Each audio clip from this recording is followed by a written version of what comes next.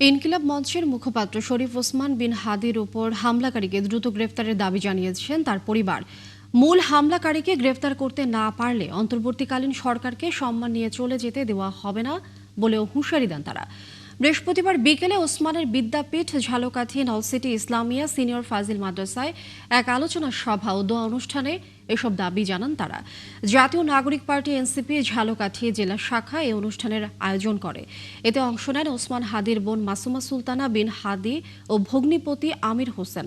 ওসমানের বোন মাসুমা সুলতানা বিন হাদি বলেন, ওসমান শুধু ভারতের শত্রু নয়, ওসমান এই দেশে যারা সন্ত্রাসী, চাঁদাবাজি করে, লুটের রাজনীতি করে তাদের শত্রু।